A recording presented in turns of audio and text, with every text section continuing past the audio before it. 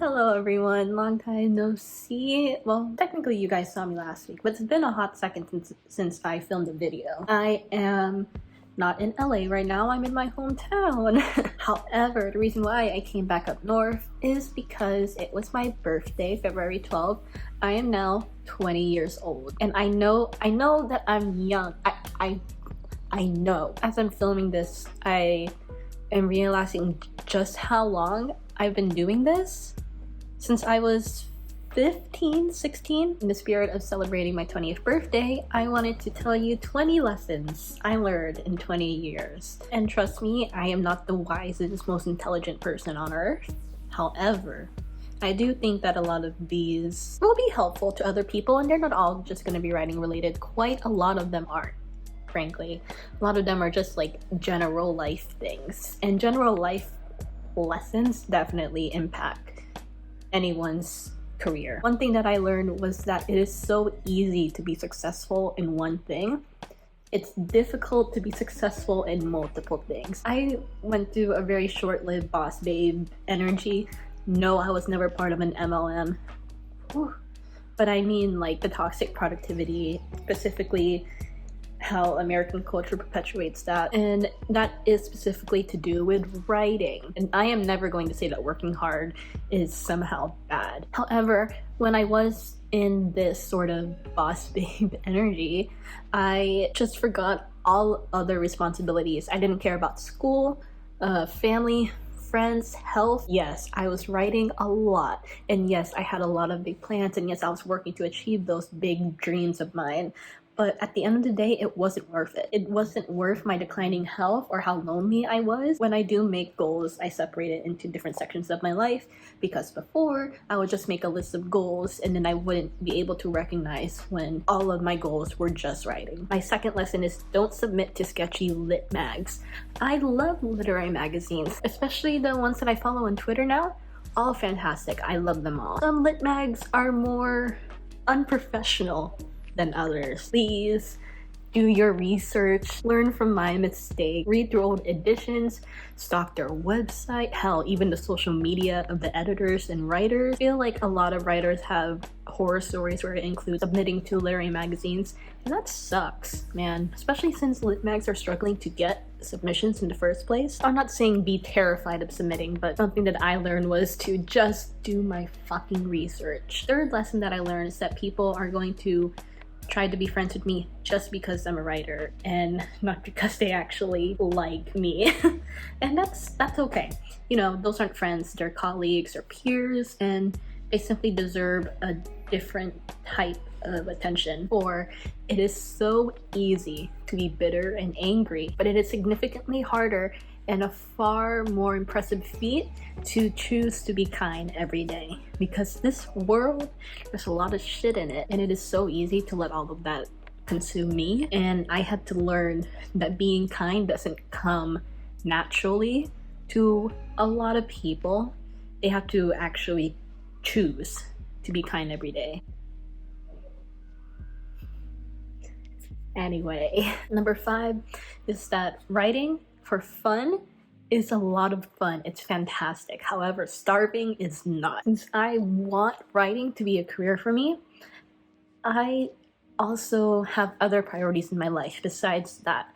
I want to buy my own car. I want to live on my own, and then I have a bunch of family members that I am going to be responsible of caring for when they get older. I have other things to do besides throw myself headfirst into a career. I grew up on YouTube in the 2010s, and everyone was giving advice to young kids being like, follow your dreams. And that sounds great in theory. I also want to eat. I also want to feed my family.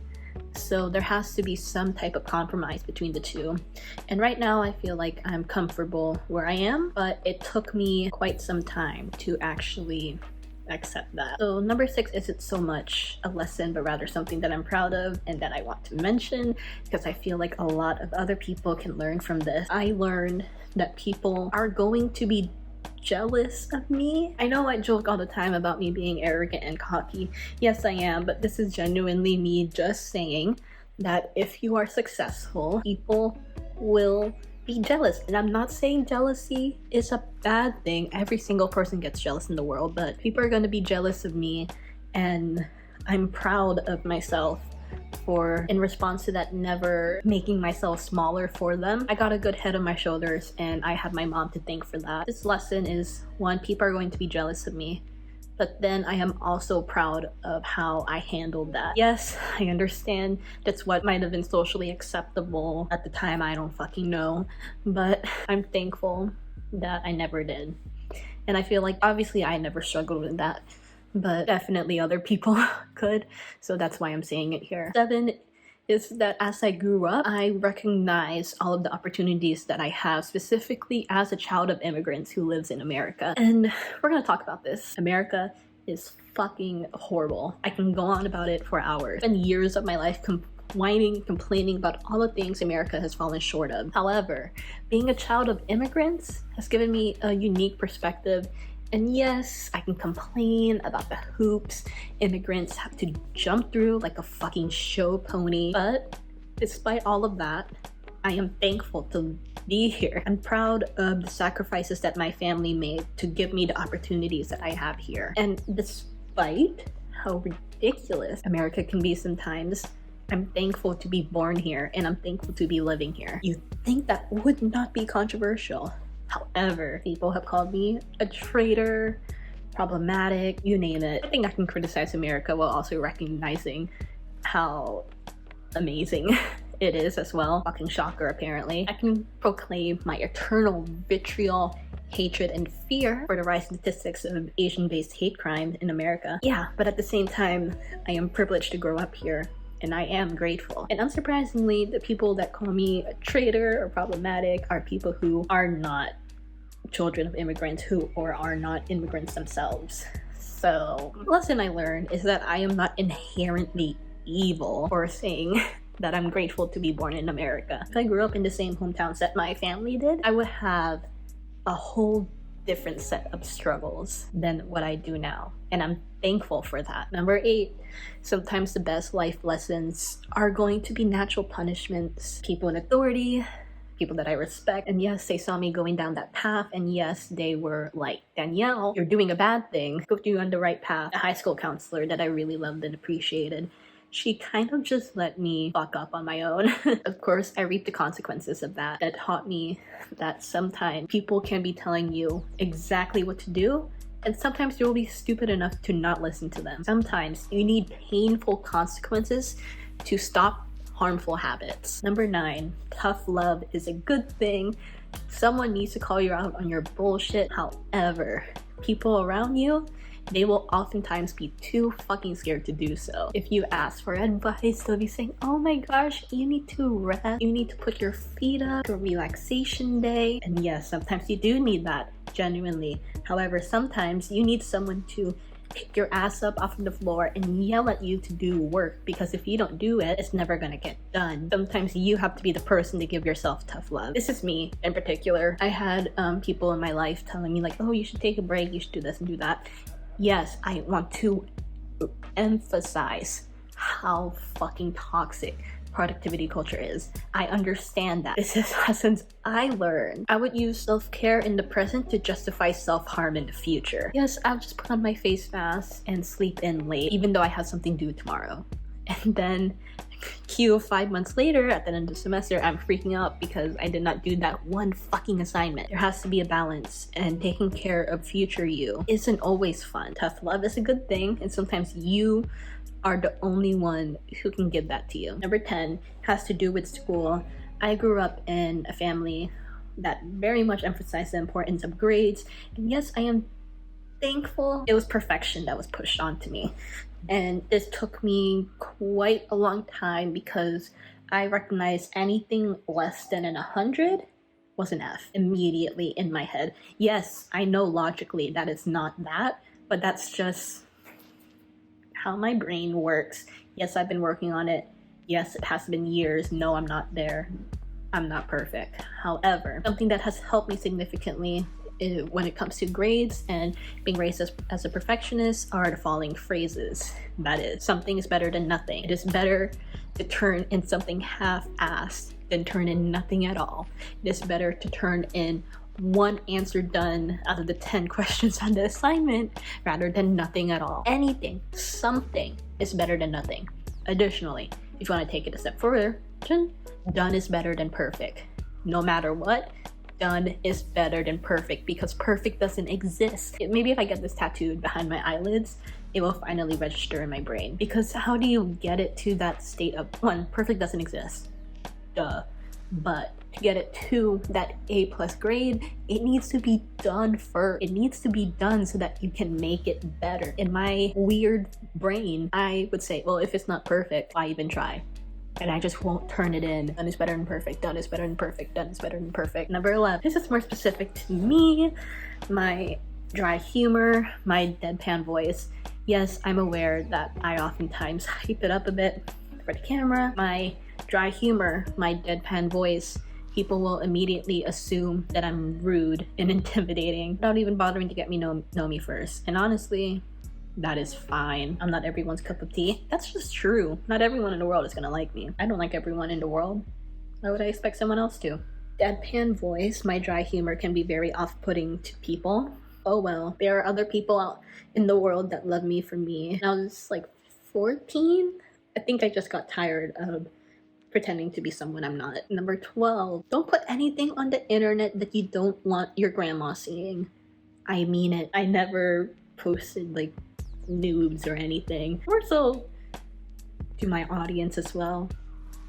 Please, please be careful. Number 13 is that I am so proud of myself that people make fun of me being arrogant and cocky. It's a damn good thing in my opinion, because I went through a lot of self-esteem issues when I was younger, and the fact that I could do a complete 180 in other people's eyes, bonkers.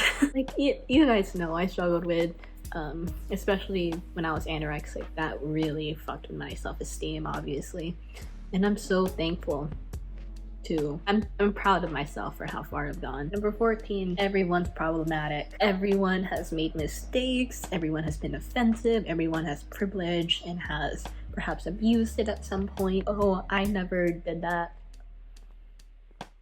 You're fucking lying, that's what. I feel like one thing that really do I want to share this story? I'm thinking about it anyway. I have to share this story. When I was in middle school, I went to a very small, like, private Christian school. I had an English teacher. She was the one who introduced me to creative writing, that helped me publish my first ever like couple poems. So obviously this was someone that I really looked up to. It was the Shakespeare unit, and we read The Merchant of Venice. I loved The Merchant of Venice for the simple fact that there were two women that dressed up as guys and did their own thing and then were super badass and whatever. Anti-Semitism in that, and I proudly proclaim Merchant of Venice to be my favorite Shakespeare play of all the few that I've read. And this would not be as embarrassing if I had a very close friend of mine for like 5 years of my life, and we met the year after I left that private Christian school. She was a Jewish girl, and I proudly proclaim that my favorite Shakespeare play was The Merchant of Venice. How old was I? I was like 12, and now I look back, I remember her face like falling. But then we still ended up being friends. That moment lives rent-free in my mind. So yes, I am not perfect. Obviously, I know that is bad now. I'm privileged when it comes to that.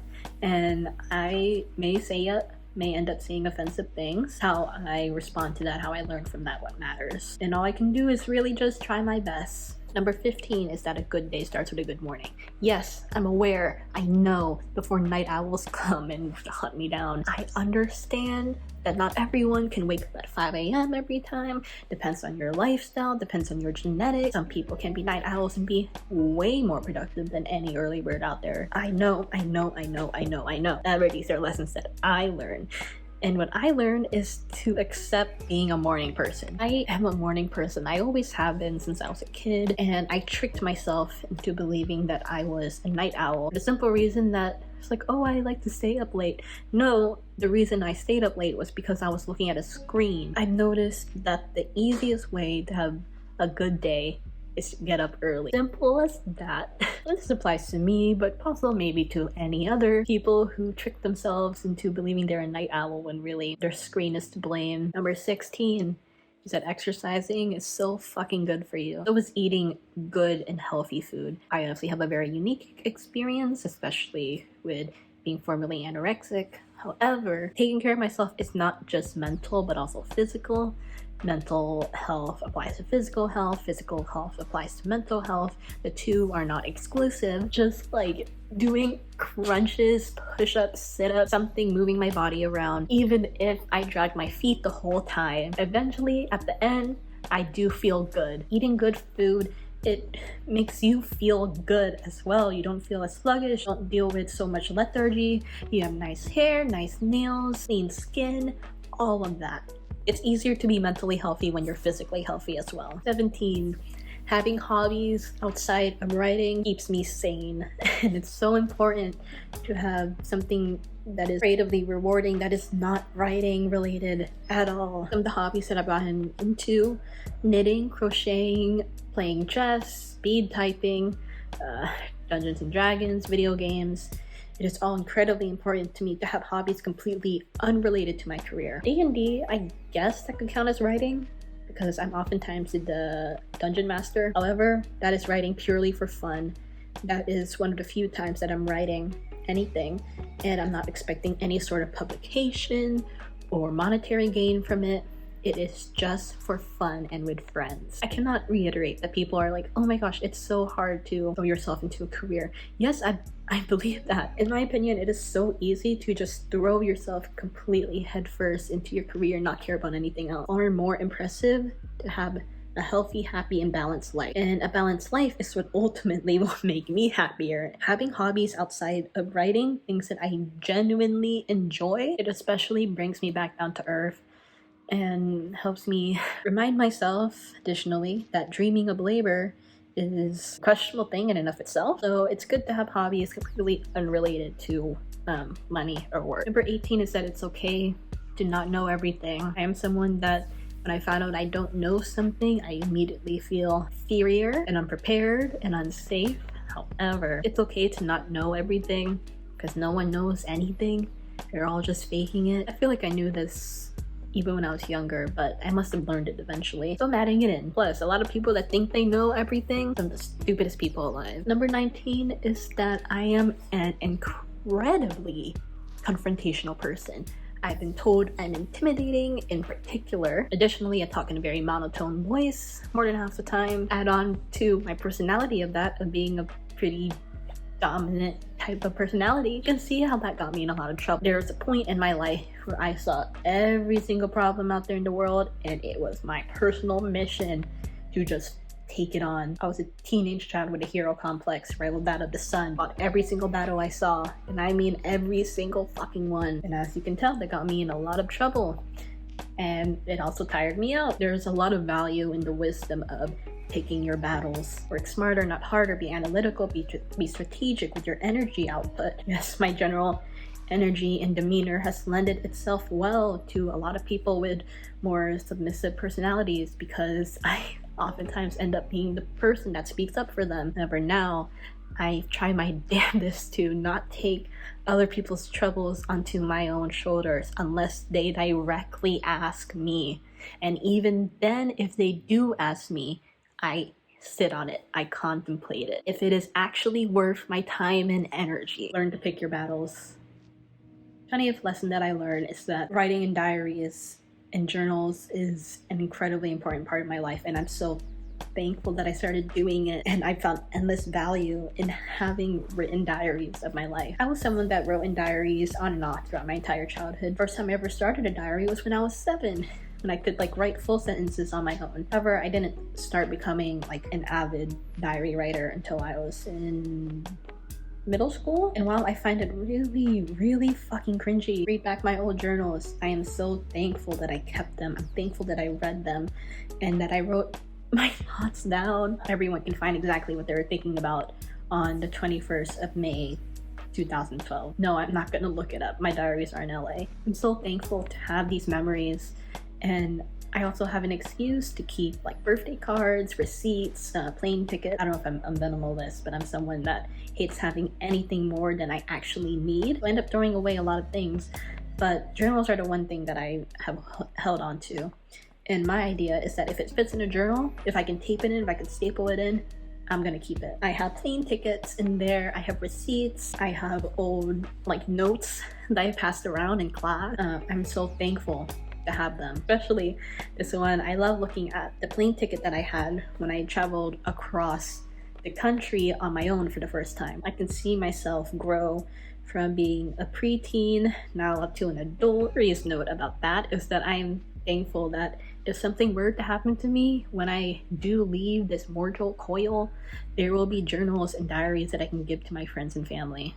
They can get another opportunity to get to know me. Practically, it serves me in a million different ways. Just the mental health aspect of writing all of your thoughts down. Yes, it serves me, but it also serves my family when I'm gone. I feel like something that bears saying is that I'm Filipino, and our cultural values very much appreciate family. I oftentimes feel like I fall short in helping family of that expectation of me. Writing in these diaries, spending hours, years, documenting my life to eventually provide some sort of comfort for niece and nephew, maybe even my own children when I'm gone. That is indescribable. So those are 20 lessons that I learned in 20 years. Obviously not the whole extent of it, but some that I think are useful, some of it writing related, some of them just practicality, personality, just general life lessons as well. And I hope that you guys learned something from this. Not anything to just learn more about me. If y'all want, I would love to hear a lesson that you learned, whether that just be a funny lesson, like don't tell a Jewish girl that your favorite Shakespeare is the Merchant of Venice. And thank you so much for watching. I post videos every Monday at 5 p.m. Pacific Standard Time. All of my social media links are in the description. And yeah, thank you so much for watching. Okay, bye.